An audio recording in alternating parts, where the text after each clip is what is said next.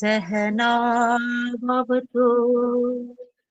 सहनौ भुनक्तु सह वीर्यं करवावहै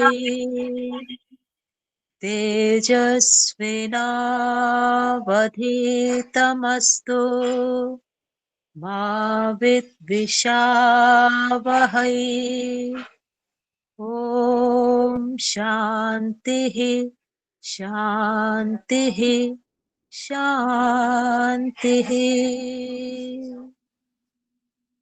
चलो जी, सुधीर कुमार से बात करेंगे। सबसे पहले वो हाथ खड़े करके बैठे हैं बड़ी देर से। आओ जी सुधीर कुमार जी।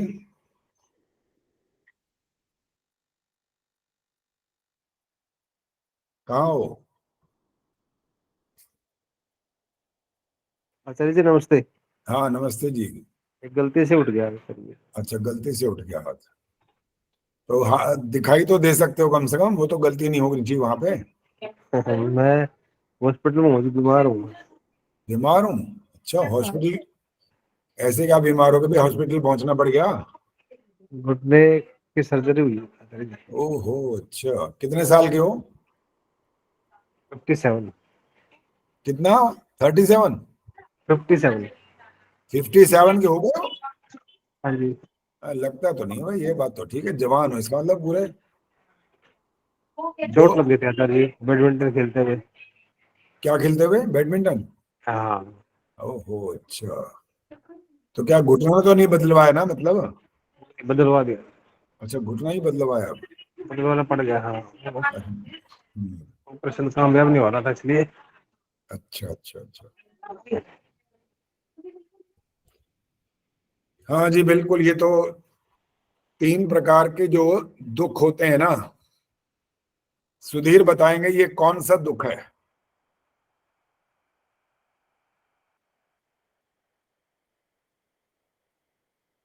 सुधीर यार, कोई बात, अस्पताल दिखा दो, क्या फर्क पड़ रहा है? हाँ आचार्य जी।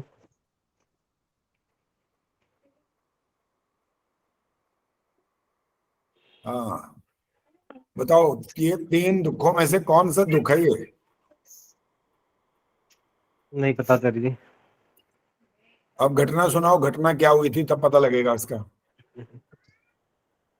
एक्चुअल बैडमिंटन खेलते हुए झटका लग गया था। उसके बाद मैंने इसका केयर नहीं किया और ऐसे ही सॉइलिंग आगे चलता रहा, तो अच्छा काफी दिनों तक इसमें फिर प्रॉब्लम बढ़ गई।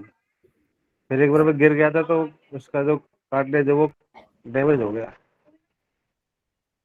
अच्छा, ये कारण हुआ इसका। हाँ। चलो जी, अब कमलेश जांगरा, कैमरा ऑन करो। और इन्होंने जो नमस्ते कहानी आचार्य सुनाई जी। है, कहानी तो नहीं है, रियलिटी है। इसमें बताओ ये दुख का नाम क्या है? नहीं जी, मैंने सुना नहीं है, मैं कुछ काम कर रही थी। ओ अच्छा, इसीलिए कैमरा दोबारा बता। बंद करे यही तो, तभी तो कहता है ना, चाय पीते रहते हो, पता नहीं क्या करते रहते हो, कैमरा ऑन करते नहीं हो।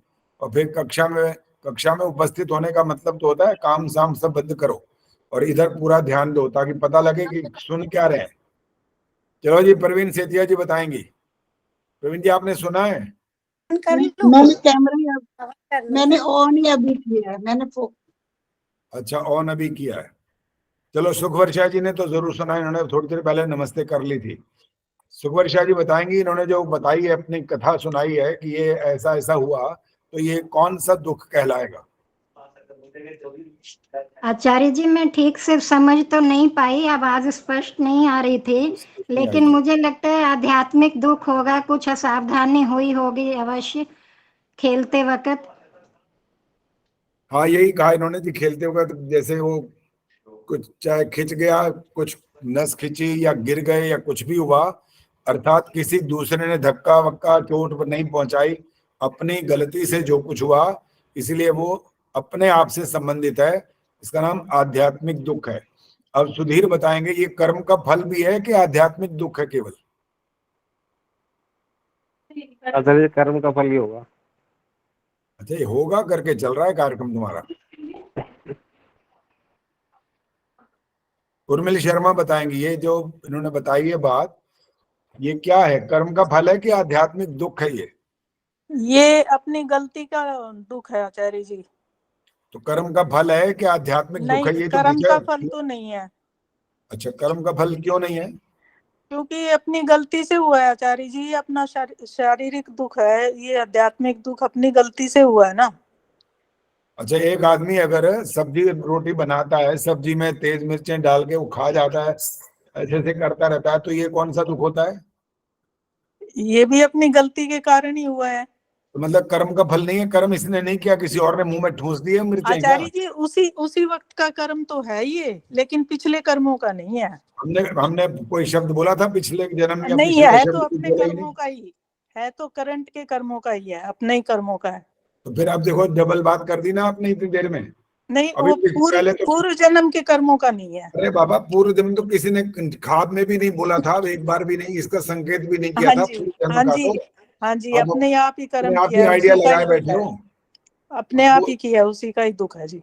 हाँ, अपने आप जो कुछ किया जाता है, जो अज्ञानता से हो गया, वो हाँ जी, आपके द्वारा ही हुआ है जो कुछ है। इसका नाम हाँ आप जी, कर्म का फल भी कह सकते हैं, कोई इसमें आपत्ति नहीं। किसी ने आपको धक्का नहीं दिया था। हाँ अगर कोई जी, धक्का देता है तब वो आपके कर्म का फल नहीं है, तब वो आधि भौतिक दुख कहलाएगा। हाँ जी, फिर वो दूसरे के द्वारा किया हाँ गया। जी, दूसरे के द्वारा है। आपने गलती कोई नहीं की, उसने गलती, चाहे उससे गलती से भी हो गया हो, जानबूझ के न भी किया हो, तब भी आधि भौतिक दुख ही कहलाएगा। हाँ जी। अच्छा, अब रेणु परुथी बताएंगे कि जो तीसरा दुख हमने छोड़ दिया उसका मतलब क्या होता है?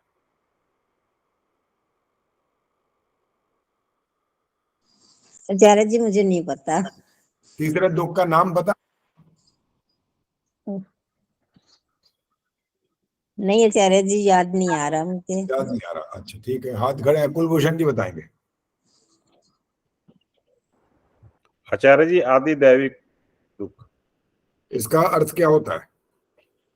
कि जैसे भूकंप आ जाना, ज्यादा बारिश हो जाना, जो से प्रकृति की तरफ से जो से हमें नुकसान होता है, उसको आदि दैविक बोलते हैं। ठीक है। एक दिन मैंने ये वाली बात जो बोलने जा रहा हूं, ऐसे बताऊंगा नहीं, पूछ ही रहा हूं, लेकिन मैंने एक बात, इन तीन दुखों में कॉमन एक बात है, अब वो किसको याद है वो हाथ खड़ा करो। एक चीज कॉमन होती है, वो क्या होती है? राम अवतार जी तो चिंतन में पड़ गए हैं, अच्छी तरह सोच रहे हैं कि अरे कौन सी बताई थी, शायद ये उस दिन थे भी नहीं, मेरा ख्याल है शायद नहीं थे। अच्छा, आदर्श ने तो हाथ खड़ा कर दिया भाई। और कौन है? एक सुनीता अरोड़ा जी ने भी किया है, दो हाथ खड़े हैं। चलो पहले आदर्श बताएंगे। संतोष आर्य जी ने भी किया है। चलो जी पहले बताओ, आदर्श बताएंगे पहले। आचार्य जी, कॉमन इसमें मनुष्य ही होता है जिसको दुख होता है। हाँ, वो कॉमन है। आध्यात्मिक दुख की बात करेंगे तो ये शामिल है। आधि भौतिक दुख की बात करेंगे तो किसे हो रहा है दुख, किसी के द्वारा, इसे। और आधि दैविक में प्रकृति को तो कोई दुख होना नहीं है, प्रकृति को तो कोई दुख नहीं होता ना। अब मैं पूछने वाला हूं उनसे कि प्रकृति को दुख क्यों नहीं होता। प्रवीण सेतिया जी बताएंगे प्रकृति को दुख क्यों नहीं होता। क्योंकि वो जड़ है, जड़ का भी अर्थ स्पष्ट करो, क्या होता है जड़ माने? क्योंकि उसमें चेतना नहीं है। चेतना को भी स्पष्ट करो। ये नहीं पता मुझे। हाँ, अब यहाँ आके फुल स्टॉप लग गया अभी। क्योंकि देखो, जब हम बात को खींचते हैं ना लंबा, तो उसका मतलब होता है कि आप उस स्तर तक लेके आओ बात को कि छोटा बच्चा या कोई युवा जो है, जो प्रश्न आदि करता है, तो उसको समझा सको। इसलिए इतनी बात को आगे बढ़ाया जाता है। कोई ये बात जबरदस्ती खींचतान नहीं हो रही है। ये आपने कहा जड़ पदार्थ हो गया, फिर हमने कहा उसका क्या मतलब होता है, हमने कहा चेतनता नहीं होती। चेतनता नहीं होती का मतलब कि अब नहीं पता। अब दमयंती गुप्ता जी बताएंगे, कार में बैठी हैं, घूम रही हैं कहीं। नमस्ते आचार्य जी। नमस्ते जी। आचार्य जी, सुख दुख का अनुभव नहीं होता प्रकृति को सुख दुख का अनुभव नहीं होता। अब इन्होंने जब ये वाली बात, जड़ वाली बात कही, फिर का चेतनता नहीं होती, और आपने अब ये वाली बात कही, इसके अलावा भी कोई बात और रह गई है, हो सकती है बची हुई, कि क्या और बोलना चाहिए अभी स्पष्ट करने के लिए? हाँ जी, सुनीता जी ने हाथ खड़ा किया, बोलिए। जड़ पदार्थ एक जगह से दूसरी जगह अपने आप नहीं जा सकता, ना हिल सकता है, ना अनुभव कर सकता है, कुछ नहीं कर सकता जड़ पदार्थ। ठीक है। अब जब उन्होंने कहा ना, हाँ जी राम अवतार जी हाथ खड़ा कर रहे हैं, बोलो। उसमें आत्मा नहीं होती जी। बिल्कुल ठीक है ये भी। अभी भी एक शब्द और बोलो, अभी और सोच रहे हैं कि कुछ और बोलना जरूरी है। अभी तक सारी बात स्पष्ट हो रही है, लेकिन थोड़ा और भी और एक आधी बात और करो तो और ज्यादा स्पष्ट हो जाएगी। हाँ जी, कौन बताएगा अब? चेतना भी बोल दिया, जड़ भी बोल दिया, अनुभव भी बोल दिया, आत्मा नहीं होती भी बोल दिया, और क्या बात हो सकती है? हाँ क्योंकि जी वो सुशीला जी, अनादि है, अनादि है क्या अनादि है? प्रकृति। अरे प्रकृति का ये वाला गुण थोड़ी बात कर रहे हैं अभी। जब जड़ और चेतन की ये वाली बात हो रही थी तो अनादि वाली बात नहीं है यहाँ पर। हाँ जी सुशीला जी, कुछ आया समझ? क्या हो सकता है? और एक शब्द और भी है अभी। राम अवतार जी कहेंगे, आचार्य जी आपके मन की तो आप जानो, हमें कैसे पता लगेगा आप क्या सोच रहे हो, बताओ।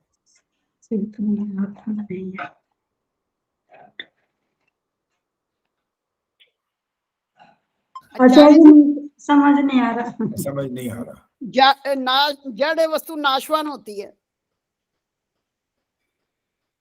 हाँ वो भी ठीक है, ठीक है वो भी, लेकिन ये वाला शब्द नहीं था, अभी और था वो भी। अभी दौड़ लगा रहे हैं, घोड़े चल रहे हैं, दौड़ रहे हैं अंदर ही अंदर, पता नहीं कहां तक पहुंचे हैं अभी। चलो सुन लो,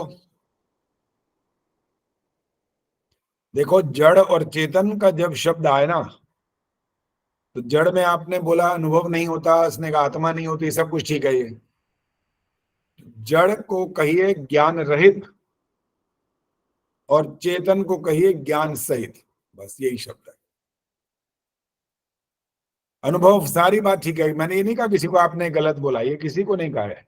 सबने अपने अपने शब्द अपने हिसाब से बोले, सारे ठीक है। वो कि अनुभव नहीं होता, वो चल फिर नहीं सकता, दूसरी जगह नहीं जा सकता, उसमें चेतनता नहीं होती, वो जड़ होता है, सारी सब कुछ ठीक है वो। लेकिन उसमें ये वाला बोलना भी जरूरी है, उसमें ज्ञान नहीं होता है। ज्ञान क्या होता है वो भी आप स्पष्ट कर सकते हो। कि जैसे एक पुस्तक है, एक कोई वाद्य यंत्र है, एक दीवार है, एक सूर्य भी है, चाहे चाहे पृथ्वी भी है, चाहे वायु भी है, चाहे जल भी है, ये सब जड़ है। क्यों? इनमें ज्ञान नहीं है, लेकिन ये चलते फिरते हैं, ध्यान रख लेना। सुनीता जी ध्यान से सुन लो, हवा चलती है, हवा जाती है, पानी भी जाता है, सूर्य भी चलता है, सब कुछ होता है, जड़ प्रकार थी। ये केवल ये मत समझना कि वो चल नहीं सकता, वो तो पेड़ पौधे हैं ना जो जा नहीं सकते। कोई सामान कहीं रख दिया वो वहीं रहेगा, ये बात ठीक है। लेकिन जो ये पदार्थ मैंने गिनवाए वो चलते हैं। इसलिए उस भाव को स्पष्ट करने का अर्थ होता है चेतनता, माने ज्ञान नहीं होता। सूर्य में ज्ञान नहीं है, अग्नि में ज्ञान नहीं है, हवन कुंड में ज्ञान नहीं है। तो इसलिए जब चेतन और जड़ की बात करेंगे, और हम आधि दैविक दुख की बात कर रहे थे, उसमें प्रकृति शब्द आ गया।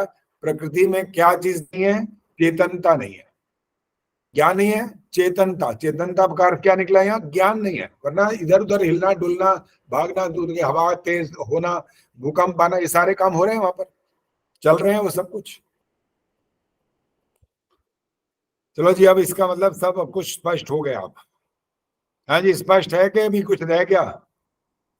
अब तीनों के बारे में हमने जो कॉमन एक बात बीच में रखी थी वो ये थी कि मनुष्य अर्थात जो व्यक्ति स्वयं है वो तीनों में शामिल दिखाई देता है।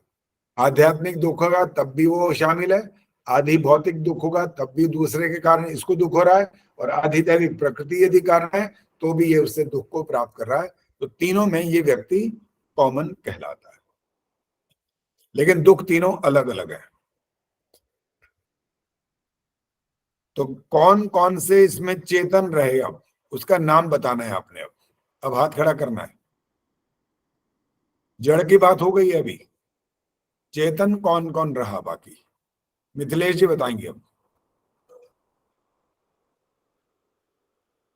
एक आत्मा और जीवात्मा। आत्मा और जीवात्मा भी फर्क होता है? चेतन है दोनों। तो मैं पूछ रहा हूँ फर्क होता है कि दोनों में? परमात्मा में तो तीनों गुण है, सत चित आनंद। कौन बोला जी ये? हाँ जी, कौन बोला? अच्छा, ये मिथिलेश बोली है? हाँ जी। क्या बोली, दोबारा बोलना, मैं तो देख ढूंढ रहा हूँ कि मैंने कौन बोला बोल। है कि परमात्मा में तीन गुण होते हैं, सत्य, चित्त और आनंद। अच्छा, आत्मा में 2 गुण होते हैं, सत और चित्त। आपने अभी प्रकृति जो में उत्तर केवल दिया 1 वो गुण बोला, होता है, सत। अभी आगे मत बोलो, अभी आपने ही बोला आत्मा और जीवात्मा, ये बोला दोनों। तो आत्मा और जीवात्मा में फर्क होता है क्या? पहला नहीं प्रश्न। अरे ये तो परमात्मा और आत्मा बोलना चाहिए था। अच्छा, अब आई बात समझ में। पहले भी ऐसे ही बोल गए थे आप, फिर बाद में आपको समझ में आ गया और अरे मैंने क्या बोल दिया। तो अलर्ट होके बोला करो, ध्यान से सोच के बोलना होता है कि मैं क्या उत्तर देने जा रही हूं। तो आपने जो मैंने कहा 2 चेतन चीजें हैं जिनसे दुख मिलता है, वो उनका नाम आपने बता दिया। मतलब अब क्या दोबारा बोलना सर? दोबारा ध्यान से सुन लो, मैंने प्रश्न किया था, आप थोड़ा सा उसको साइड में लेकर के आपने चेतनता की बात कर दी है। मैंने ये बोला था कि प्रकृति की बात हो गई, वो जड़ है जिसको आधि दैविक दुख में हम शामिल कर रहे हैं। अब 2 बचे हैं बाकी। अच्छा, और वो जो चेतन है 2, वो कौन है ये पूछा था मैंने। उत्तर है तो 2, नहीं तो मैं और किसी से पूछूं। केवल आत्मा। आत्मा ये 2 हो गए आत्मा बोलने से। जिसमें दोनों गुण रहते हैं, आदि आध्यात्मिक और आदि दैविक, आदि भौतिक। चलो गायत्री गुप्ता जी हाथ खड़ा कर रही हैं, बोलिए। परमात्मा और जीवात्मा ये दोनों चेतन। मतलब परमात्मा से जो हमको दुख मिलता है उसका क्या नाम है? नहीं, चेतनता का पूछा था ना आचार्य जी आपने। मैंने ही बोला है कि आधि दैविक दुख का हम स्पष्ट कर चुके कि प्रकृति से मिलता है। आगे मैंने ये पूछा कि 2 अब बाकी बचे हैं ना, चेतन है वो। अब वो कौन कौन है ये पूछ रहा हूँ, जो दुख प्राप्त कराते हैं वो पूछ रहा हूँ। पद्मा चावला जी। आचार्य जी, मुझे तो एक तो आत्मा ही है और दूसरा तो मुझे भी कंफ्यूजन है। चलो जी, इधर निर्मल डाबरा जी हाथ खड़ा कर रही हैं, बोलिए। माइक ऑन करो पहले। नमस्ते आचार्य जी। हाँ नमस्ते जी, बोलिए। ऐसे अधिक सर्दी हो गई, अधिक गर्मी हो गई, शीत हो गया, इस तरह के जो होता है वो बहुत बारी परमात्मा की तरफ से आता है। आ रहा है। सुनीता अरोड़ा जी ने हाथ खड़ा किया, बोलिए। आचार्य जी, जो आदि भौतिक और आध्यात्मिक हैं, एक तो मनुष्य को अपने द्वारा ही प्राप्त होते हैं, एक दूसरे मनुष्य के द्वारा प्राप्त होते हैं। जीवात्मा से ही जीवात्मा को प्राप्त होते हैं। थोड़ा सा अंतर रह गया, बाकी बात साफ रही, आपने ठीक कही है। अब जो थोड़ा सा अंतर बचा है वो और कौन बताएगा?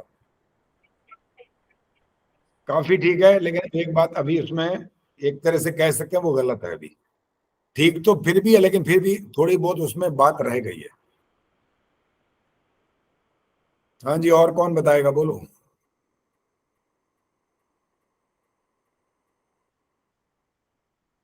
पुष्पा आर्या जी। आचार्य जी, मैं आर्य समाज में हूँ इस टाइम। अच्छा ठीक आपका है, सुन सकती हूँ बस। सुन सकते हैं, ठीक है। हाँ जी। अंजू चौधरी बताओ। आचार्य जी, बीच में आवाज चली गई थी। अच्छा, तो यही प्रश्न किया ना आपने कि वो आदि मतलब जो 2 प्रकार के दुख हैं उनमें कौन चेतन है? आत्मा है उनमें चेतन। नहीं, आपने प्रश्न को थोड़ा सा इधर से उधर हिला दिया, इसलिए वो अर्थ बदल गया। हिलाना नहीं होता, प्रश्न तो बहुत ऐसा होता है कि प्रश्न को अपनी जगह पर स्थित रखो, वो हिलाना नहीं है, फिर उसके उत्तर की तरफ आओ। अरे हिला दिया तो आपने जो प्रश्न आपने जब कहा वो उसके हिसाब से उत्तर ठीक है आपका, लेकिन मेरा प्रश्न ऐसा नहीं था, थोड़ा सा अलग था इससे। इसमें आवाज। आचार्य जी, मैं बताऊं? हाँ जी बताओ जी। आचार्य जी, आध्यात्मिक दुख अपनी गलती से होता है, आदि भौतिक दुख दूसरी जीवात्माओं के कारण होता है।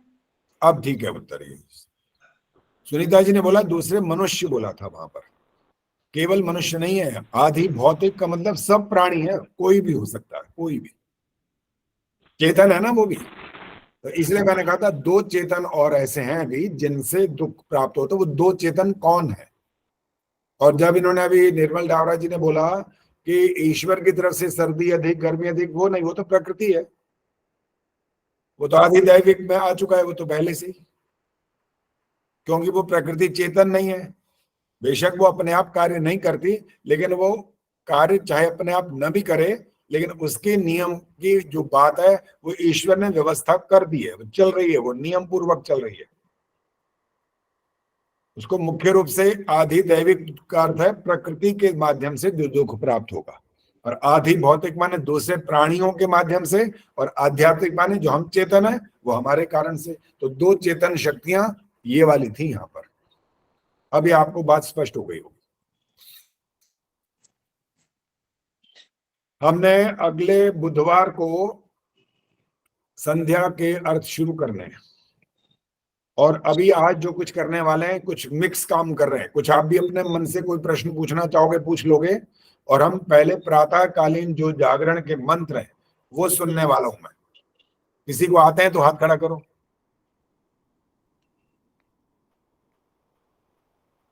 याद है या आप देखकर सुनाओगे? याद है आचार्य जी। अच्छा, याद है। चलिए पहला मंत्र आप ही सुनाइए। ओम प्रातरग्निं प्रातरिन्द्रं हवामहे प्रातर्मित्रा वरुणा प्रातरश्विना प्रातर्भगं पूषणं ब्रह्मणस्पतिं प्रातः सोममुत रुद्रं घुवेम। बहुत बढ़िया, बिल्कुल ठीक सुनाया, कोई अशुद्धि नहीं है।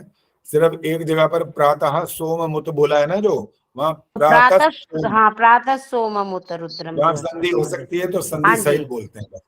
हाँ जी। आदर्श जी अगला मंत्र आता है, मैं सुनाऊं आचार्य? अभी सिर्फ हाथ खड़ा कर देना, मैं आपका नंबर ले आऊंगा पहले। अब आदर्श मेहता का नंबर है, बोलिए।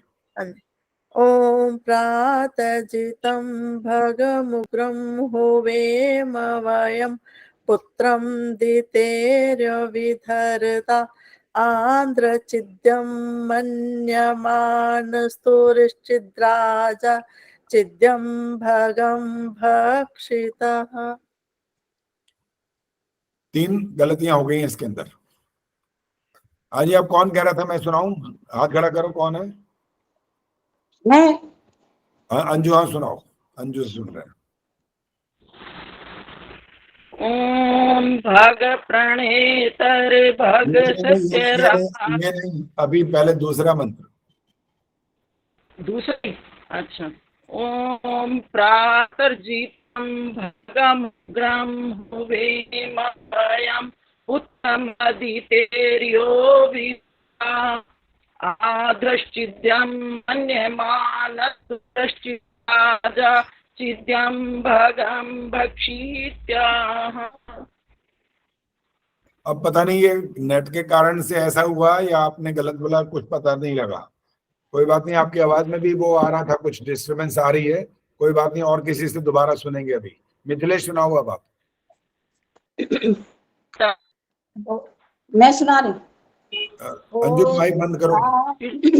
हाँ जी। हाँ जी, मिथिलेश जी सुनाइए।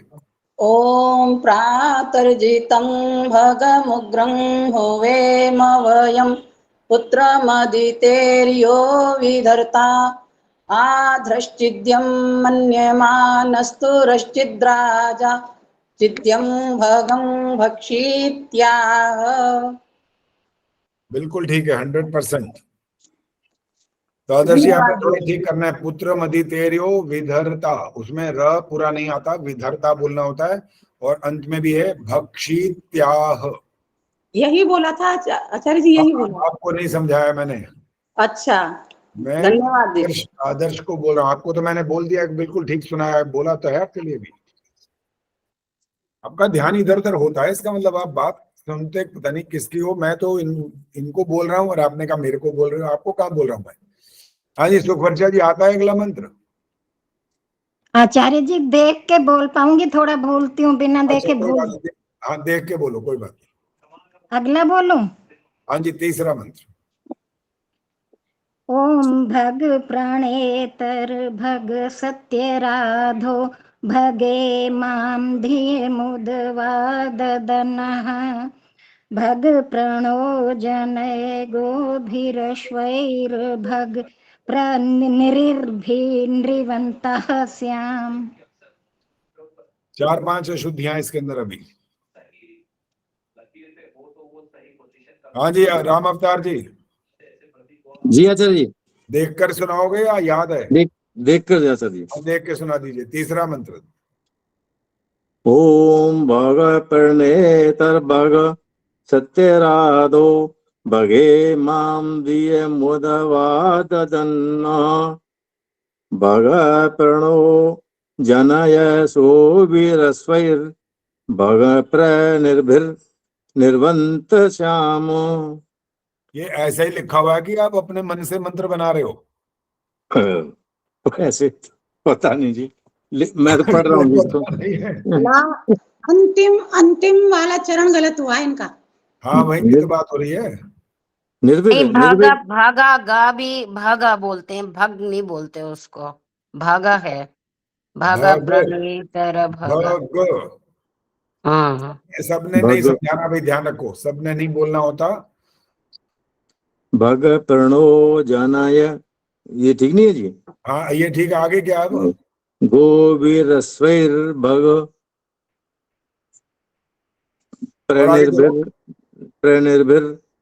प्रनिर्भिर श्याम। गलत है अभी, यहाँ पे ठीक नहीं आ रहा है। चलो जी, और कौन सुनाएगा? हाथ खड़ा करो बस, बोलो नहीं। हाँ उन्हें उर्मिल शर्मा जी सुनाइए।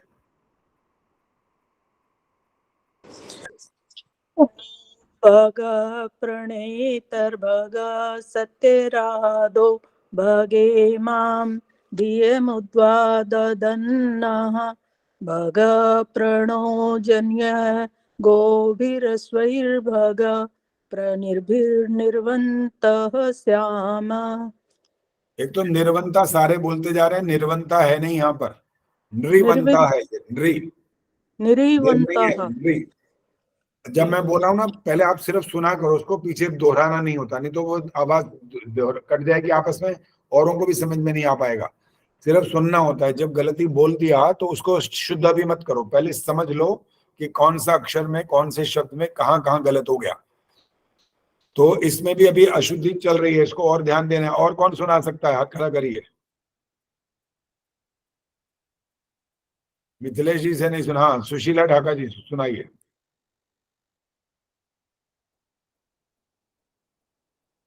ये सुनाओ या आगे वाला? आगे वाला क्यों? भी तो इसको ठीक करना है ना। देख के सुनाऊंगा आचार्य जी। वैसे देख के सुनो, कोई बात नहीं, देख के सुनाओ। भग प्रणेतर भग सत्यराधो भगे माम धिय मुदवाददन्नः भग प्रणो जनय गोभिर्रस्वैर्भग प्रनिर्भिर्निर्वन्तः स्याम। आपने फिर वही बोला, निर्वंता तो है ही नहीं। हाँ निर्वंता कहाँ से हो गया? सुनो, ध्यान से बोलना नहीं अभी, सुनो सुनो भाई, सुनो, मैं कह रहा हूँ सुनो, बोलो मत। अब प्रनिर्भिर, यहाँ र जो यहाँ पर आ रहा है, आगे नृवंत है। अब पूरा सुनो, प्रनिर्भिर नृवंत, प्रनिर्भिर नृभिर नृवंत। आप सब बोल रहे हो निर्वंता। निर्वंता का अर्थ है वह के ऊपर र चढ़ा रहे हो, तब गलत हो रहा है सारा। आचार्य जी बोलने में प्रॉब्लम होती है, बोलना नहीं जाता। ये है ही कठिन ना, ये वाला शब्द है ही कठिन। प्र भी आ गया, नृ पहले आ गया, फिर नृ बन रहा है, तो यहाँ पर कठिनाई आ रही है। चलो जी, सेठिया जी सुनाएंगे अब।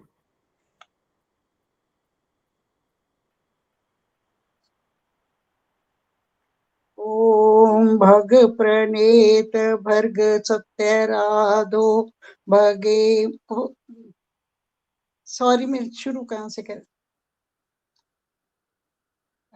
ओम भग प्रणेतर भग सत्यराधो भगे माम धिये मुदवाददन्नः भग प्रणो जनये भो विश्वैर्य भर्ग प्रनृभिर्नृवन्तः स्याम। मैंने देख के ही बोला है। हाँ कोई बात नहीं, देखने वाले से मैंने मना नहीं किया हुआ, क्योंकि सबको सारे याद नहीं है तो देख के बोल सकते हैं, लेकिन अभी भी इसमें 3 आपकी अशुद्धियां रह गई हैं। अंत में आपने बोला श्याम, देखो श्याम मैं जैसे बोल रहा हूं इधर देखो मेरे को, श्याम, और अब देखो श्याम, फर्क है कि नहीं है? तो जब मैंने आपने जो श्याम बोला वो म हलंत लग रहा है, और जो बाद में मैंने बोला वो है श्याम, म पूरा है यहाँ पर, और आपने प्र नृवंत ये ठीक बोल दिया, ये ठीक बोला, लेकिन भग प्रणो जनय गोभिरश्वैर भग यहाँ पर अशुद्धि हो गई। तो अभी और अभ्यास करेंगे तो अच्छा ये बताओ, मैं रिकॉर्डिंग भेज चुका हूँ इसकी कि नहीं? हाँ रिकॉर्डिंग भेज दी थी, मुझे कहा था शायद इंदिरा आहूजा जी ने कहा था वो वाले भी भेज दें, तो मुझे लगता है वो रिकॉर्डिंग भेज दी है। तो इनको भी आप सुन करके और अभ्यास करो ताकि वो और अच्छा हो जाए। अभी भी और इसका दोबारा पाठ भी होना है। अब कौन करेगा वो हाथ खड़ा कर सकते हैं, कौन करना चाहता है? हाँ जी पद्मा चावला जी बोलिए। ओम भग प्रणेतर भग सत्यराधो भगे माम धियमुदवाददन्नः भग प्रणो जनय गोभिरश्वैर्भग प्रणृभिर्नृवन्तः स्याम। कठिन वाले सारे ठीक हो गए, लेकिन एक जगह गलती हुई है, पता लगा कहाँ हुई है? हुई तो है एक शुरू वाले में, ओम हाँ, भग प्रणेतर भग। हाँ यहाँ पर र पूरा बोल गए थे आप यहाँ पर। हाँ मैं समझ गई थी आचार्य जी, मैं गलत बोल गई हूँ। हाँ यहाँ पर लग रहा था कि अपने आप ही सुधार ली इन्होंने। हाँ बिल्कुल। देखो जो अलर्ट होके हर बात को करता है ना उसको पता लग जाता है, उसको समझ में आ जाता है कि कहाँ कहाँ ऐसा ऐसा हो गया। कभी कभी तो जल्दबाजी में होता है, कभी कभी अज्ञानता से हो जाता है, कभी कभी जब डरते हो मेरे से तब भी गलती हो जाती है। तो डरना नहीं है, ध्यान से करना है काम, तो हो जाता है, ठीक हो सकता है। अभी और कौन सुनाएगा? अभी एक बार और चांस है अभी। अच्छा जी राम अवतार जी सुनाएंगे, दोबारा सुनाओ जी। ओम भग प्रणेतर्भग सत्यराधो भगे माम धियमुदवाददन्नः भग प्रणो जनय गोभिरश्वैर् भग प्रणय निर्वंत साम। एक तो श्याम गलत हो गया, अंत में श्याम फिर निर्वंत ये भी गलत हो गया। निर्वंत बोला जी, निर्वंत नहीं नहीं, दो जब मिला के बोला वो ठीक नहीं आया, बाद में अच्छा। निर्वंता से काम नहीं चलेगा। पूरा का पूरा जो शब्द है वो पूरा का पूरा शुद्ध नहीं था, इसलिए वो अशुद्ध कहलाएगा। और एक जगह आपने श और स में भी फर्क कर दिया है, मुझे लग रहा है, कहाँ था वो पता नहीं। अच्छा जी, कहीं आ तो नहीं रहा श, लेकिन कुछ ऐसा लगा था। आचार्य जी हाँ गोभी रस्वैर रस्वैर भग यहाँ पर था। अच्छा गोभी रस्वैर भग, रश ये श का उच्चारण आना चाहिए। अच्छा जी अब देखो और यहाँ पर कौन रह गया है जो सुना सकता है? संतोष आर्य जी सुनाओ। जी आचार्य जी।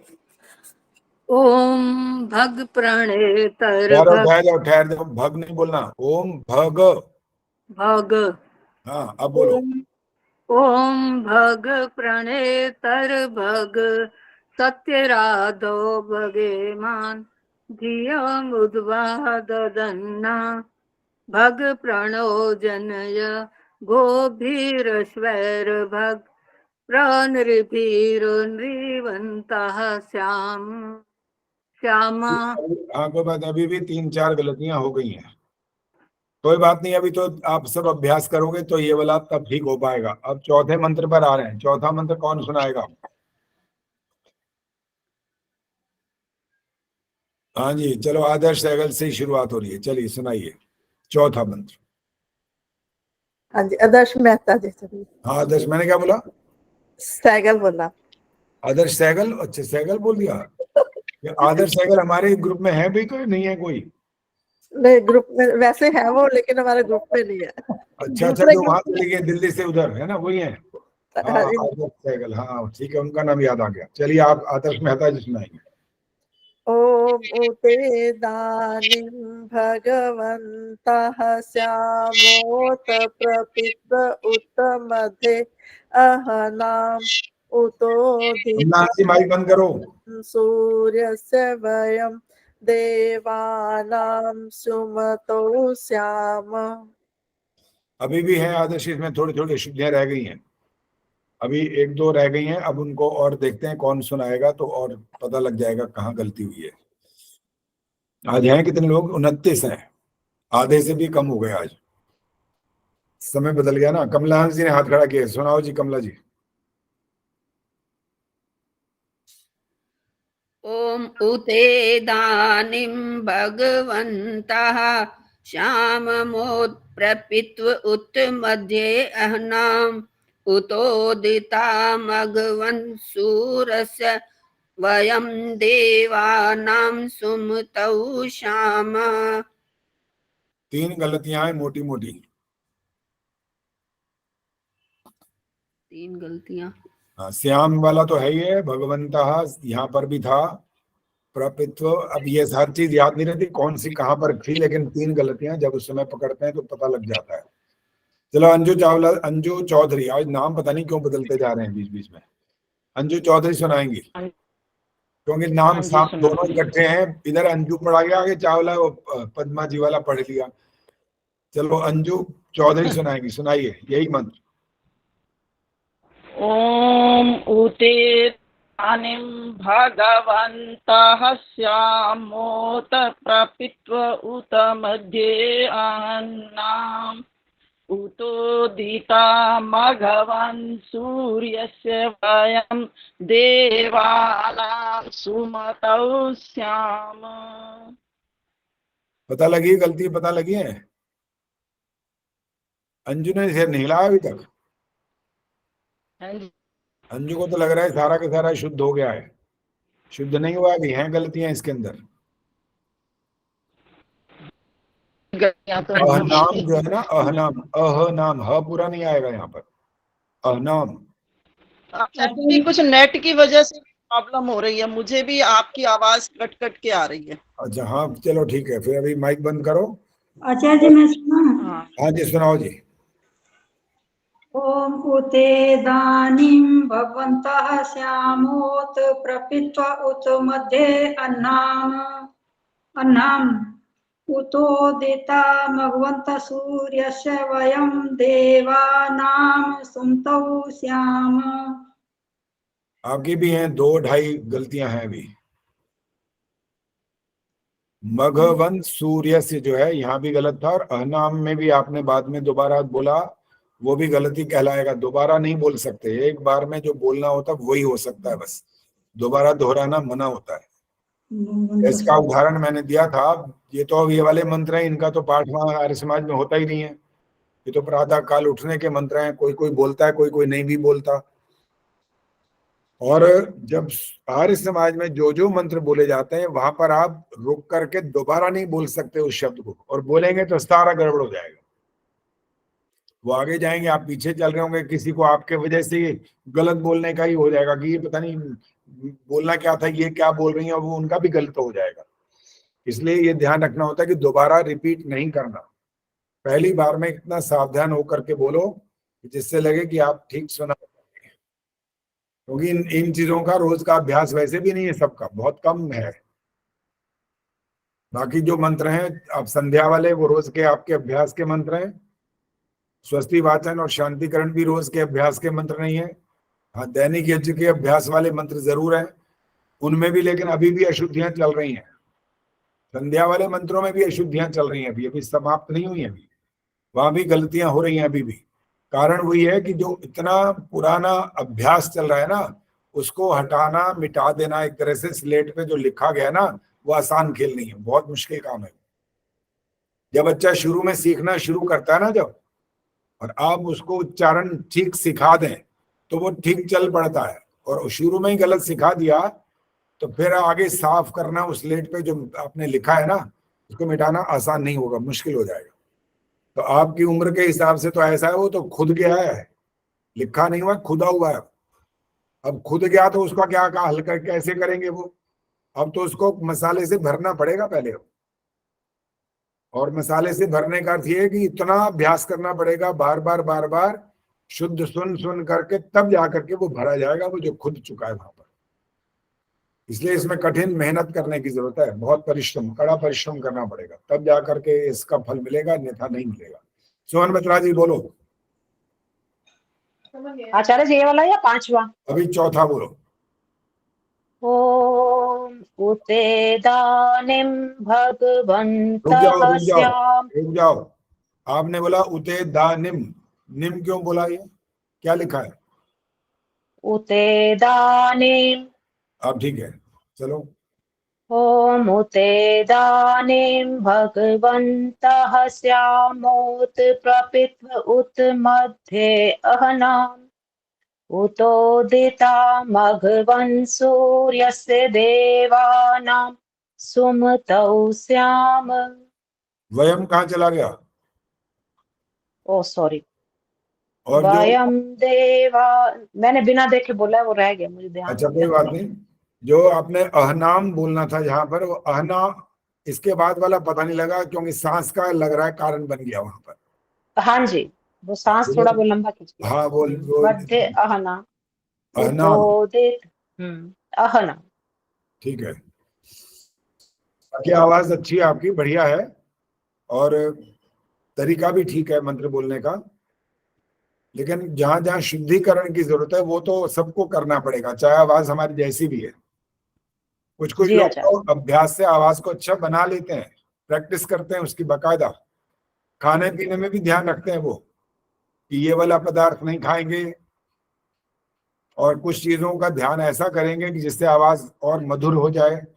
लेकिन फिर वही बात है, इन सब में समय लगता है, ये 2 दिन का काम नहीं होता। ये जैसे परिश्रम करते हैं, रोटी खाते हैं और फल खाते हैं, सब्जियां मेवे सब कुछ खाते हैं, तो इनका परिणाम एक दिन में थोड़ी आता है, इसमें भी समय लगता है, तब जाकर के व्यक्ति बलवान, बलिष्ठ, हृष्ट पुष्ट बन जाता है, लेकिन उसमें समय लगता है। तो ऐसे ही जो हमारी और जो योग्यताएं हैं उसको बनाने में भी समय लगता है, वो एकदम अचानक नहीं बन जाती है, 1-2 दिन के अभ्यास से नहीं बनती है।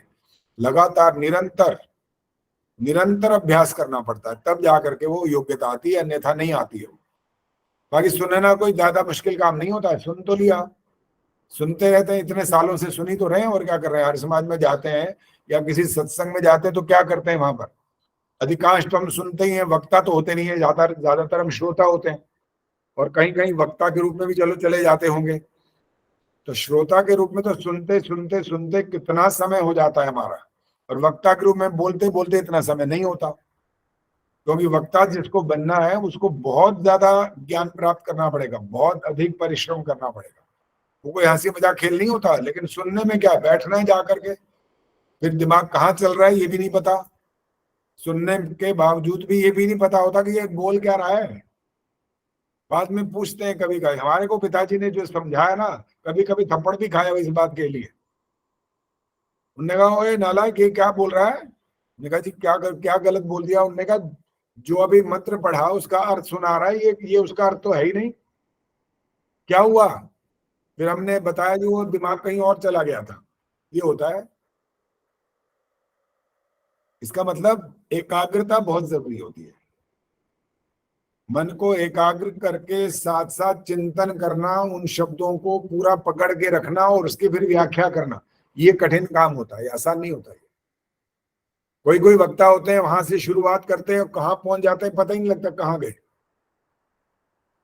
आचार्य जी, हाँ जी आचार्य जी, यहाँ सब समाज के प्रोग्रामों में तो कुछ भी बोल दो आप, हाँ। कोई टोकेगा नहीं, किसी को पता ही नहीं क्या बोल रहे हो, तो कोई ठीक है, स्वाध्याय तो है नहीं, कुछ भी विद्वान बोल जाए, कहीं का अर्थ कहीं बोल दे, कोई दिक्कत नहीं। ठीक कह रहे हो आप, बिल्कुल। एक समय था जब हम बहुत छोटे थे बच्चे, और हालांकि उससे भी पहले की बात है, जब हम सुना करते थे बड़ों से कि जब बड़े बड़े आर्य समाज के जो कार्यक्रम होते थे, और वहां पर अगर कोई वक्ता गलत बोल गया तो श्रोताओं में से खड़े होकर के वो एकदम पूछते थे।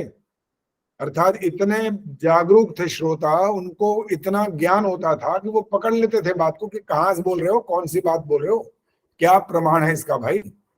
और आजकल का बात तो बिल्कुल ठीक कह रहे हो, वो तो रह ही नहीं गया ना, स्वाध्याय तो है ही नहीं। अब किसी के पास समय नहीं है, पता नहीं कौन से काम में समय लगाते हैं, पता नहीं लग रहा। ये तो और समय का मतलब कोई जिसके पास समय है, अर्थात जो स्वाध्याय करता है, उसके लिए कोई 28 घंटे थोड़ी हो जाते हैं एक दिन में, उसके लिए भी तो 24 घंटे ही होते हैं, लेकिन वो उसका महत्व समझता है, इसलिए वो उसका स्वाध्याय का अपना अभ्यास करता रहता है और फिर ज्ञानवान बनता है, उसको प्राप्ति होती है कुछ विशेष, बाकियों को प्राप्ति नहीं होती, सिर्फ श्रोता बन करके कुछ कुछ लाभ होता है। बहुत ज्यादा लाभ तब होता है जब सुन करके ले आइए, तो उसको उतार लीजिए, क्या सुना था हमने। अब ये मंत्र का अभी भी पूरी तरह से ठीक नहीं हुआ है, अभी और कौन सुनाएगा अभी ये चौथा मंत्र। चलो मिथिलेश जी ने हाथ खड़ा किया, ठीक हो मैं जाएगा। सुनाऊं आचार्य जी? अभी सुनते हैं जी, पहले मिथिलेश जी को सुनाने दो। ॐ तेदानीं भगवन्तः स्यामोत प्रपित्व उत मध्येऽह्नाम् उतोदितामघवन् सूर्यस्य वयं देवानां सुमतौ स्याम। तालियां बजा दी मैंने आपके लिए, धन्यवाद। इसलिए कि एक तो लय अच्छी है, स्वर अच्छा है, आवाज अच्छी है, पूरी जिस तरह से बोलना चाहिए और जिन शब्दों को जिस तरह से बोलना चाहिए, ये है योग्यता। कारण इनका स्पष्ट है ना, ये तो संस्कृत के आचार्य नहीं है, तो इसीलिए इनको पूरा इस प्रकार का अभ्यास है। कभी कभी आप जब बोलते हो, किसी का नाम नहीं बोल रहा हूं मैं, लेकिन सुन तो रहा हूं ना, किसी को ये नहीं पता लगता कि इस शब्द को कहां पर तोड़ना है कि नहीं तोड़ना है, वो ये अलग तो अलग। संस्कृत के टीचर है ना। हाँ जी, यही तो बोला ना, इसलिए तो कहा ये योग्यता है ना इनमें। तो जो अभी फेसबुक पर एक जय तनेजा जी हैं, उनके बच्चे अमेरिका में हैं और वो भी कभी वहीं होती हैं, कभी कहीं यहाँ भी आती होंगी, तो उन्होंने डाला कुछ, जैसे वो फेसबुक पर डालती रहती हैं, तो मैंने उस एक प्रश्न के जो वहां की उन्होंने कुछ डाला हुआ था, तो मैंने लिखा उसके जवाब के बारे में। उनको नहीं लिखा, एक सामान्य जन के लिए एक बात लिखी। एक ने ऐसे ही शायद कह दिया था कि संस्कृत में होता है जी, हम क्या करें, हमसे तो फिर बोला ही नहीं जाता। तो मैंने उनको जवाब दिया, जिसने ऐसा लिखा था, कि पैदा होते ही तो कोई बच्चा कोई भाषा बोलता हुआ आता नहीं है, यहाँ पर सारी भाषा सीखता ही है ना। अंग्रेजों का बच्चा तो अंग्रेजी सीख लेता है, क्योंकि माँ बाप बोलते वही है। जो पंजाबी बोलते हैं उनका बच्चा पंजाबी सीखता है, उर्दू बोलते हैं तो उनको उर्दू सीखता है। तो आपका इस मामले में एक दोष शुरू हो जाता है यहाँ पर, कि आप संस्कृत में शुद्ध बोलते नहीं, इसलिए बच्चा सीखता नहीं है, और वो चलता रहता है, फिर ना वो सीख पाता है ना आप सीख पाते हो, वहां पर ये दोष चल जाता है, शुरू हो जाता है। तो इस बात का अर्थ ये हुआ कि प्रारंभ में हमको शुद्ध उच्चारण करना सीखना चाहिए। कहाँ सीखना चाहिए? या तो गुरु के पास बैठ के सीखो, या आपके माता पिता इतने विद्वान हो कि वो जो बोले आप उनसे ठीक से सीख पाओ।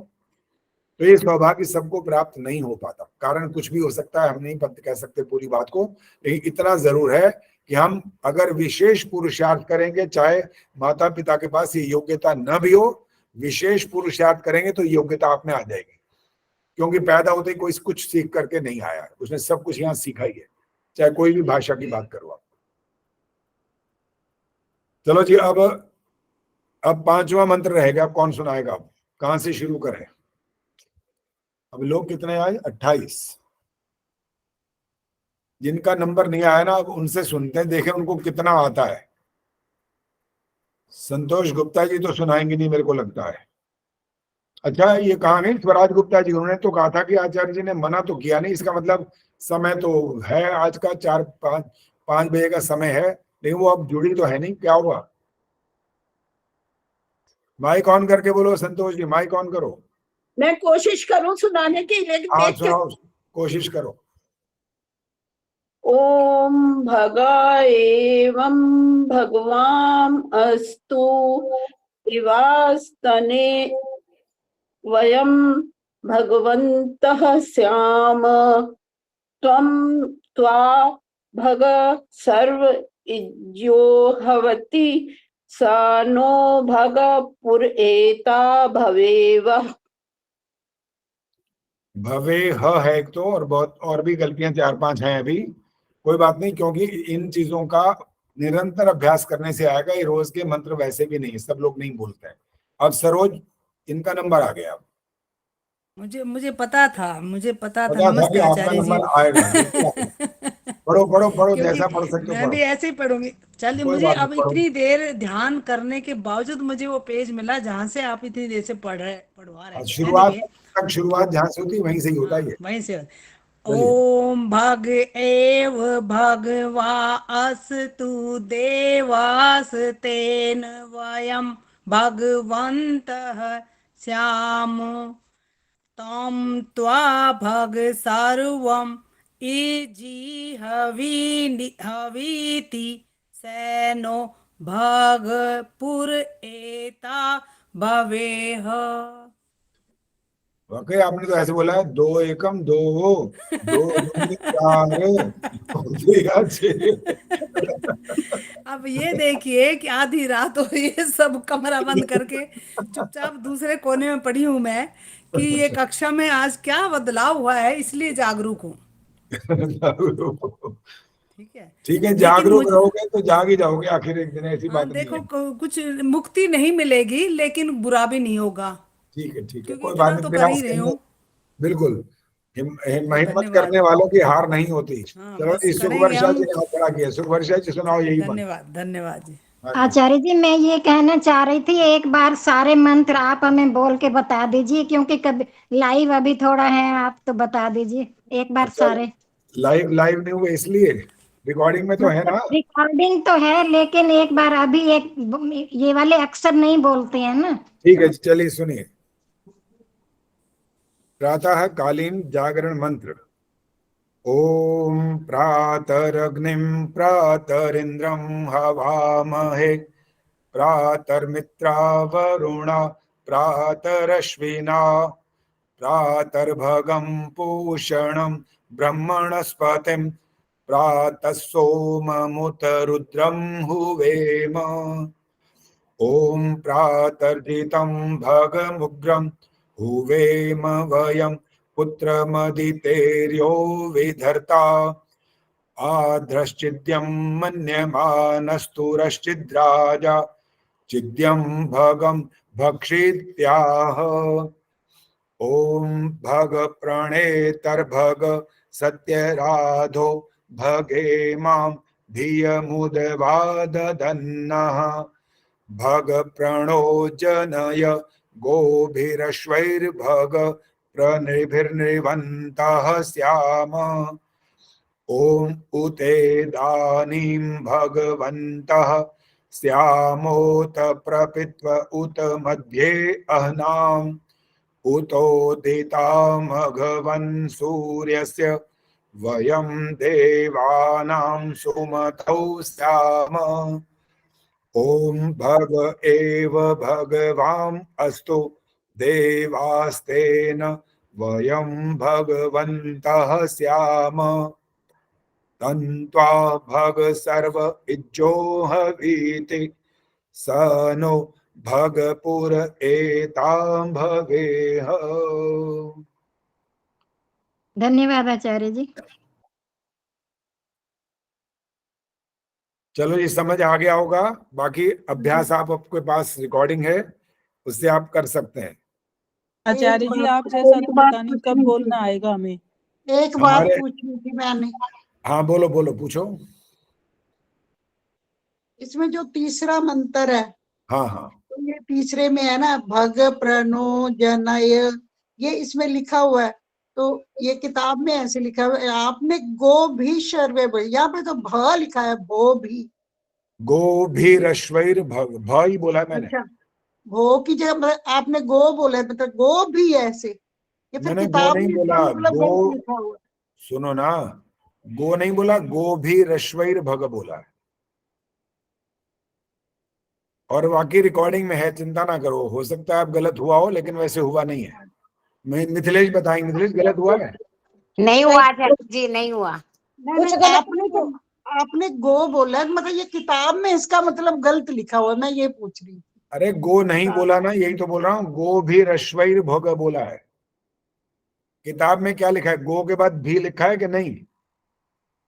ये गो की जगह भो लिखा हुआ है, मैं ये बोल। अच्छा, गो की जगह भो लिखा हुआ है, वो गलत है फिर।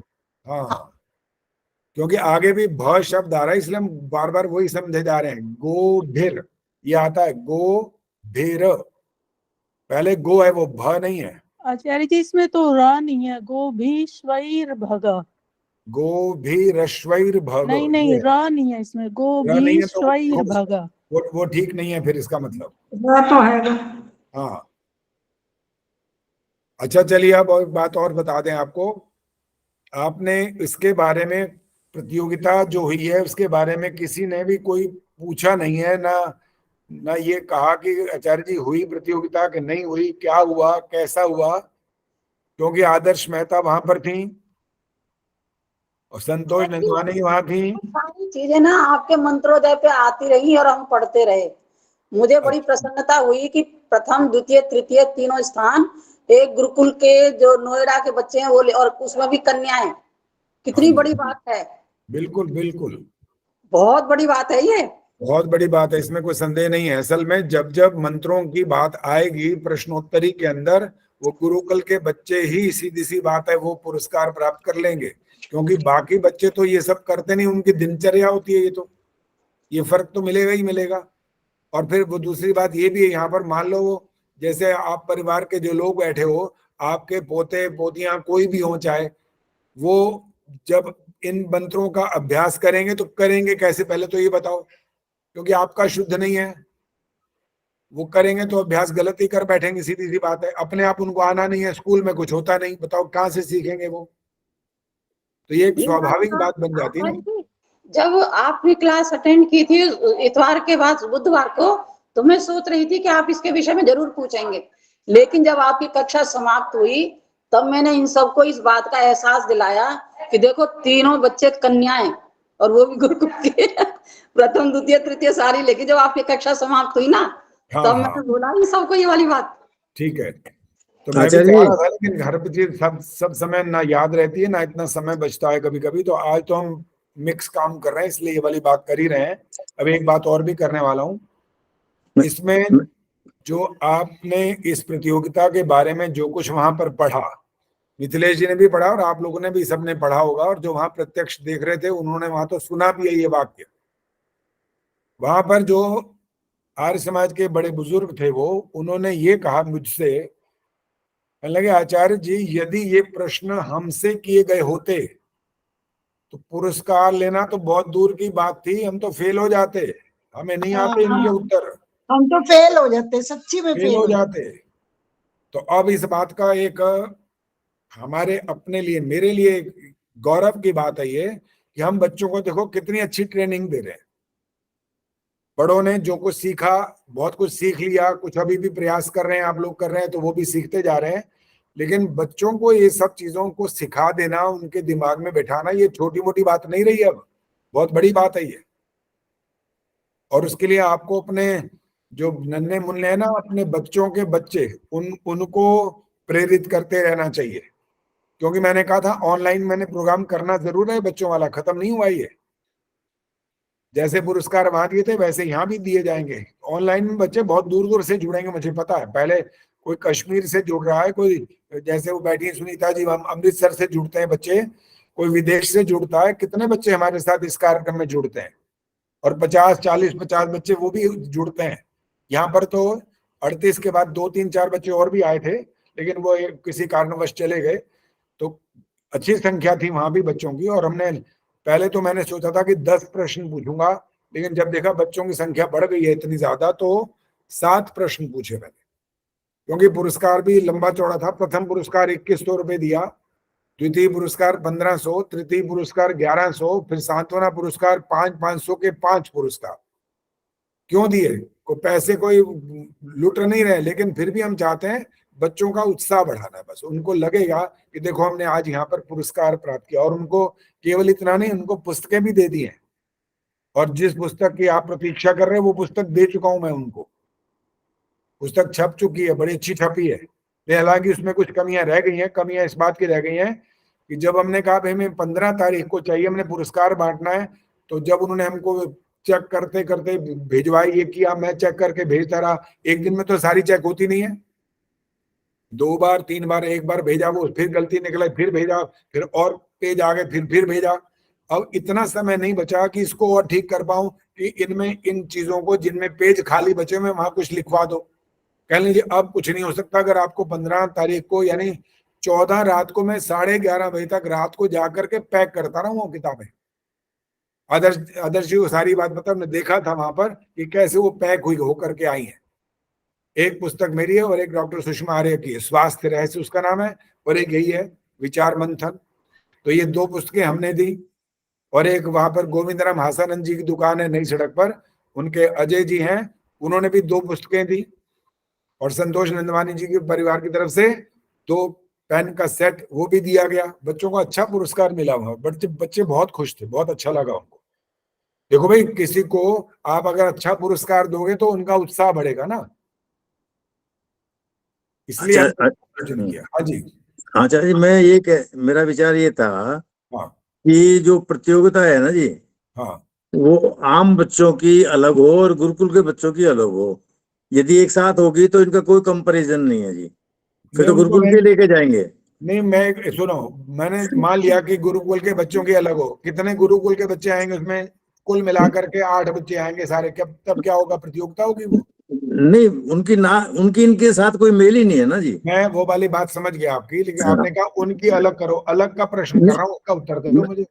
मैं वैसे कहा कि उनकी इनके साथ ना हो, या तो हो ही नहीं उनकी, या आम बच्चों की करो बिना गुरुकुल वालों की। आम बच्चों, गुरुकुल वाले तो ट्रेंड है जी, उनको तो कोई दिक्कत ही नहीं। संस्कृत में भी कोई दिक्कत, हमने संस्कृत पढ़ी नहीं, मिथिलेश जी ने संस्कृत पढ़ी है।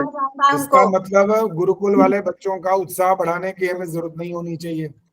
गुरुकुल वालों की तो बढ़ ही रहा है जी। गुरुकुल ट्रेंड किया जाता है उनको, तो स्कूल वाले भी कर सकते हैं। जो आर्य समाज के बच्चे कर सकते हैं, ऐसी बात नहीं है। देखो जी, हमने 15 दिन पहले, 15 दिन कम नहीं होते हैं, 15 दिन बहुत होते हैं। जिसने अलर्ट हो करके कुछ काम करना हो ना, वो कमर कस के काम शुरू कर देता है, कर सकता है। अब वो कितना कर पाता है, क्यों नहीं कर पाता, क्या परिस्थिति बनती है, वो उनको पता, वो मेरे को नहीं पता। लेकिन पुरुषार्थ उनके हाथ में होता है करना, और वो कर सकते हैं। लेकिन फिर भी वही बात आएगी, जिन जगह, जिन घरों में या जिन बच्चों ने प्रतियोगिता में भाग लेना है और वो बच्चे ना कभी संध्या करते ना कभी हवन करते, उनको इनके बारे में कुछ पता ही नहीं है, वो 15 दिन में भी नहीं कर सकते। फिर आचार्य जी, जो और भी गुरुकुल के बच्चे आए थे, उनको सबको अच्छा बोलना नहीं आता था। नहीं आता था, बिल्कुल ठीक बात है ये। मैंने 3 गुरुकुल थे वहां पर हमारे पास, लेकिन उनमें से सबके पास ये योग्यता नहीं थी। इन कन्याओं ने, मैंने इसलिए वहां पूछा था, मैंने कहा इनके गुरुजी कौन आई है साथ में, तो उन्होंने बताया था, उसने हाथ खड़ा किया कि मैं आई हूँ साथ में। इसका मतलब था हम उनको धन्यवाद कर रहे थे कि आपने इतना बच्चों को सिखा रखा है, ये रोज का आपका अभ्यास है, बच्चों ने शुद्ध उच्चारण किया, यही सबसे बड़ी बात है। आचार्य जी कौन के थे वो? हाँ जी, कौन से गुरुकुल से आए हैं? First, second, third? नोएडा। सिर्फ नोएडा से नहीं पता लगता ना मिथिलेश जी, आपसे पूछा नहीं है, आप चुप तो रहो, मेरे को बताने दो ना। गुरुकुल नोएडा कहने से कैसे पता लगेगा? वेद धाम है उनके गुरुकुल का नाम, सेक्टर 115। नोएडा तो अब है, वो जो बाद में बोलना चाहिए। नोएडा तो है ही, नोएडा से ही थे गुरुकुल के, और कहाँ से आते वो? नजदीक के आए, बहुत दूर दूर वाले बच्चे तो वैसे भी नहीं आए। 5, 6, 7 संस्थाओं से आए बच्चे, स्कूलों के बच्चे भी आए, वो गोल मार्केट से आए, बताओ कितने दूर से भी आ गए। तो जो पुरुषार्थ करना चाहता है ना, वो करता है, ऐसी बात नहीं है। तो अब मैंने जो प्रतियोगिता बच्चों के लिए रखनी है, उसमें मैं तो ऐसा कोई वो नहीं रख सकता कि भाई हम मंत्र बिल्कुल ना रखें, ऐसा भी नहीं कर सकता। और ये भी नहीं कह सकता कि गुरुकुल के बच्चे उसमें प्रतियोगिता में भाग लेने के लिए आतुर हो, तो मैं उनको आप भाग ही नहीं ले सकते। तो ये वाला मैं तो नहीं कर सकता, इस काम को बड़ा मुश्किल हो जाएगा। आचार्य जी, ये आपने प्रश्न भेजे है ना, इनके प्रश्न, इनका हमारे सब बड़ों में भी करा दीजिए कंपटीशन। वो आपके लिए बड़े कठिन वाले प्रश्न तैयार कर चुका हूँ मैं, 100 हो चुके हैं वो। ठीक है, चलिए। आचार्य जी, हमारे लिए तो यही कठिन है। नहीं आचार्य जी, इनका भी कर लीजिए ना, हमें दोनों का ही हो जाएगा। आदर्श ने बहुत बढ़िया बात की। हमारे लिए तो यही कठिन है, आप और कठिन ढूंढे बैठे हो। हाँ जी, मैं 100 प्रश्न उत्तर सहित दूंगा, लेकिन चिंता मत करो, मैंने तैयार कर ली है। आचार्य जी, जो पुस्तक आपने वहां बांटी है ना, अपनी भी और सुषमा जी की भी, हमें मिल जाएगी वो स्वास्थ्य वाली?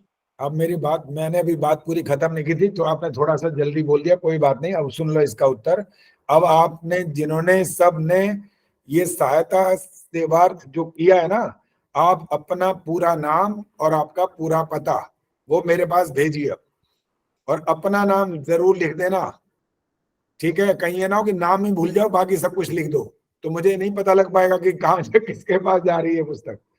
तो आप सबको 5-5 पुस्तकें भेजी जाएंगी, और पुस्तक का मूल्य सुनोगे तो आप चौंक जाओगे। पुस्तक का मूल्य रखा है 300 रुपए, और जिनसे छपवाई है वो कहते हैं 500 रुपए रखो इसका मूल्य। मैंने कहा 500 रुपए, इतना मोटा ग्रंथ थोड़ी है भाई, 166 पेज हैं सारे, तो इतना क्यों रखे मूल्य? उन्होंने कहा जो इसके अंदर आपने रखा है ना, वो तो 300 रुपए कुछ भी नहीं है उसके सामने, इसलिए इसका मूल्य इतना रखना चाहिए। मैंने कहा नहीं, इससे ज्यादा नहीं रखना, चाहे आप जो मर्जी लिख दो, आपको जो लिखना है लिखो, लेकिन हम इसको बेचेंगे नहीं, हम ज्यादातर तो इनको ऐसे ही देंगे अपने पुरस्कार के रूप में, क्योंकि हमारा उद्देश्य पैसा कमाना है ही नहीं, हमारा उद्देश्य तो प्रचार करना है। और अब सुनो, अब क्या हुआ, लगभग 70 जो मेरे उपदेश, जो ये प्रवचन है, वो रह गए हैं अभी, वो भी छपे ही नहीं है। अगर वो भी छपवा दे तो ये पता नहीं इतने सारे पेज बन जाते। फिर मैंने ये विचार किया था कि हम छोटे लिखें, ताकि बच्चे और बड़े जो भी है ना, छोटे से में कुछ प्राप्त कर पाए। बहुत लंबा लंबा लिखने में ना फिर वो उसका उनका इंटरेस्ट नहीं रह पाएगा। तो एक तरह से अब दूसरी पुस्तक छपेगी। अब इसका मतलब ये निकला है, हालांकि इसमें भी खर्चा अच्छा खासा हो गया, क्योंकि 15 तारीख के चक्कर में वो उन्होंने जो मार धाड़ मचाई है, भाई मैं इससे काम कराऊं, उससे कराऊं, इससे टाइप कराऊं, बहुत सारा उन्होंने भी बड़ी मेहनत करी है, और मेहनत मेरे को भी ज्यादा करनी पड़ी ताकि मैं फटाफट पढूं और वापस भेजूं, ताकि कोई अशुद्धि भी ना रहे। तो प्रयास तो अच्छा किया गया, लेकिन इसमें जो कमियां मुझे पता है उनको हम अगली बार में बिल्कुल ठीक करेंगे।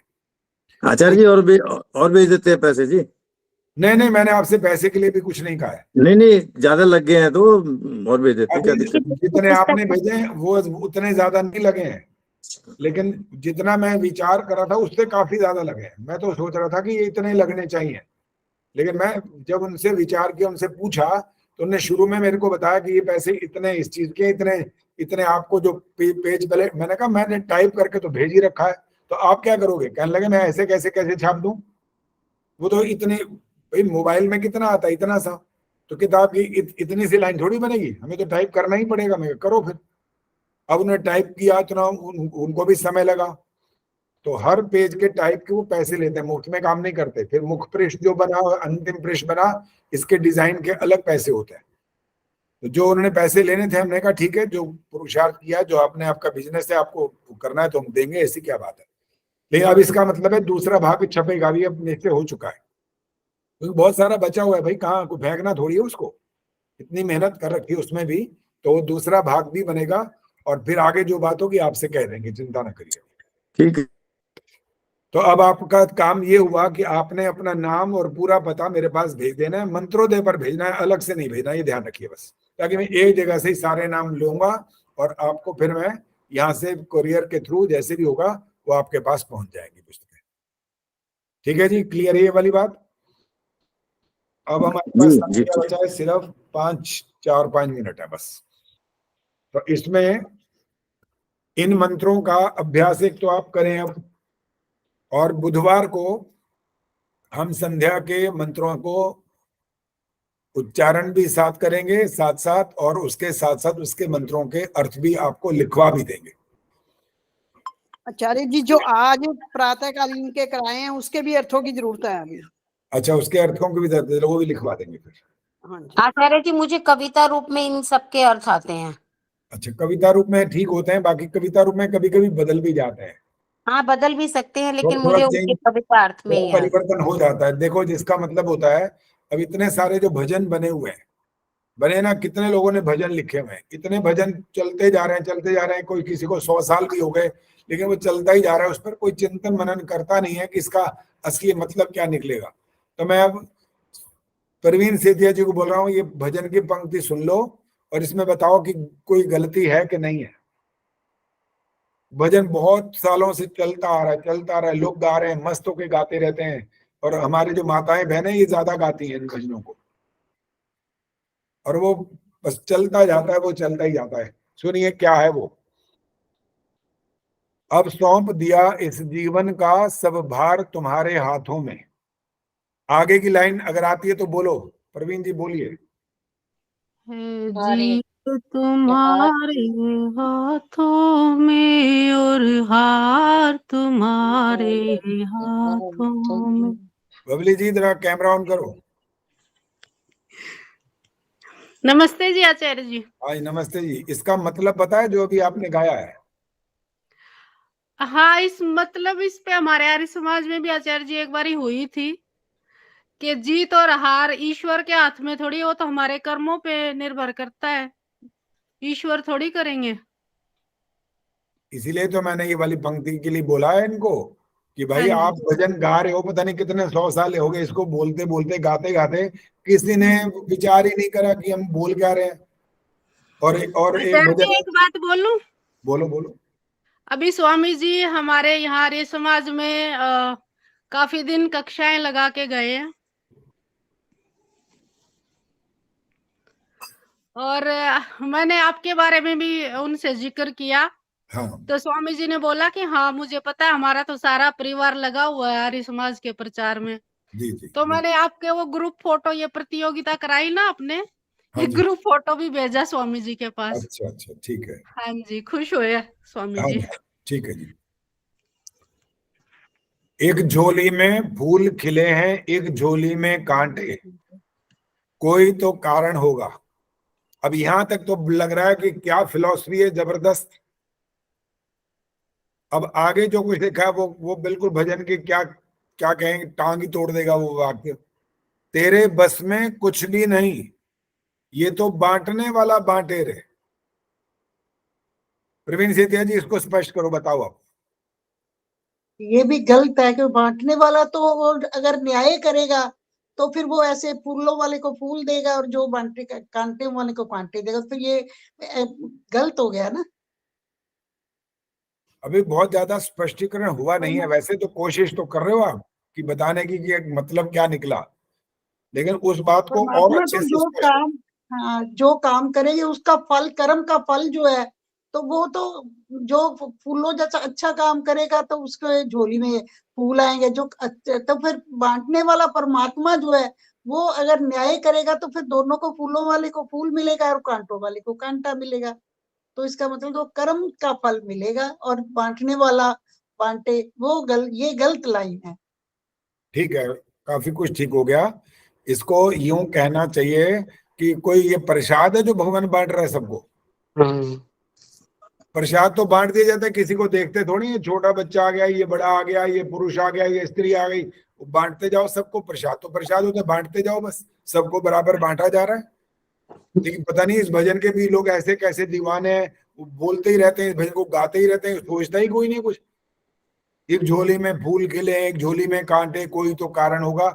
इस बात पे तो यूं ऐसे ऐसे झूमते हैं वो, रे वाह क्या कमाल कर दिया भाई, क्या भजन लिख दिया। अरे आगे की पंक्ति में तो सुनो ना, पहले बनती हैं तकदीरें, बताओ क्या कमाल कर दिया, पहले ही बन गई सब कुछ।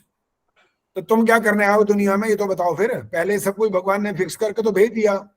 जो चोर है तो ठीक कर रहा है, फिर तो वो जो डाकू है वो ठीक कर रहा है, जो किसी को हत्या कर रहा है वो ठीक कर रहा है, फिर तो भगवान ने पहले ही फिक्स करके जब भेज रखा है, फिर तो ये अर्थ निकल आएगा इसका। फिर आपके हाथ में क्या रहा, कुछ भी नहीं। फिर कर्मण्येवाधिकारस्ते, बेकार, गलत। आप कर्म करने में स्वतंत्र हो, ये गलत। बाकी बचा क्या, फिर सारा वेद का सिद्धांत समाप्त हो गया। इसलिए जो भी भजन आप गाओ उस पर पूरा चिंतन मनन करना चाहिए। इसलिए मैंने भी इन दिनों में भजन लिखे और खूब सारे लिख मारे। एक बार तो रोज एक भजन लिखता था, कई बार 2 भजन भी लिख दिए। अब आप हो सकता है, हाँ, संतोष नंदवानी जी तो अपनी पुस्तक में भी छपवाए हैं कुछ। उन्होंने भी एक पीछे पुस्तक जिसका मैंने विमोचन करा था, उन्होंने उसमें भजन कुछ लिखे, आचार्य जी के लिखा है उन्होंने। तो मैं अपने वाले भजन भी छपवा दूंगा, वो देखते हैं कब मौका लगेगा, कब पुस्तक छपेगी। पुस्तिका में कुछ भजन भी छपवा दीजिए। हाँ, या तो ये हो सकता है, बाकी देखते हैं वो बाकी बचा कितना हुआ है काम, वो उसके हिसाब से चलेंगे अभी। क्योंकि इसमें मैंने 100 तो ईश्वर के नाम रखे हुए हैं, 150 प्रश्न उत्तर भी लिखे हुए हैं, और बाकी जो प्रवचन है वो भी रखे हैं। तो बहुत सारी चीजें इसमें भी शामिल है। लेकिन इसमें थोड़ा कष्ट ही हुआ कि बहुत सारे पेज खाली बच गए, वहां पर उन्होंने कुछ नहीं डाला। वो मुझे बुरा भी लग रहा, देखने में भी अच्छा नहीं लग रहा। छपने में छपाई अच्छी है, शक्ल सूरत से पुस्तक अच्छी है, लेकिन ये जो चीजें रह गई हैं तो अगली बार में वो ठीक हो पाएंगी। अब फिलहाल उस समय वो उन्होंने कहा मैं इस परिस्थिति में बिल्कुल नहीं हूँ कि अब आप जो कहो इसको मैं कर पाऊँ। मैं कहा चलो जो हो गया वो हो गया, कोई लौट के नहीं आ सकता वो, लेकिन अगली बार में एक एक पृष्ठ का एक एक जगह का पूरा सदुपयोग करेंगे। चाहे सूक्तियां डालनी पड़ेंगी, खाली इतनी भी जगह बचेगी ना तो सूक्तियां डाल देंगे, थोड़ा सा स्वाध्याय करने का हमको अवसर मिल पाएगा। तो ऐसा हम प्रयास करेंगे। अब शांति पाठ होगा और कुछ नहीं होगा। आचार्य जी मुझे एक बात पूछनी है आपसे। मेरा प्रपौत्र हुआ है, उसका नाम बता दीजिए। क्या हुआ है? प्रपौत्र? हाँ जी। अच्छा सोच के बताएं। क्या कोई अक्षर को खास निकाले हो क्या ऐसे ही बोल रहे हो क्या? अक्षर नहीं निकाला उसका। ठीक है बता देंगे।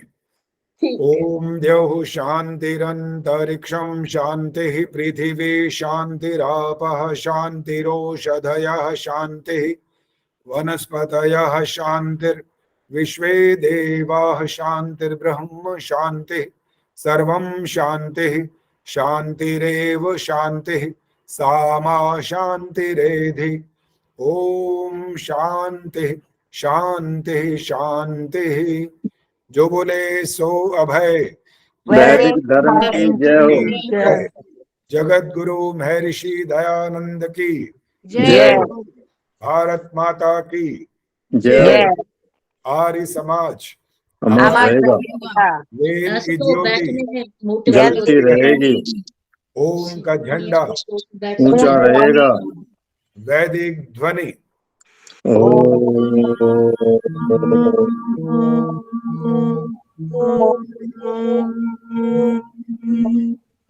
वैदिक अभिवादन सभी को सादर नमस्ते जी। नमस्ते सभी बहन भाइयों को।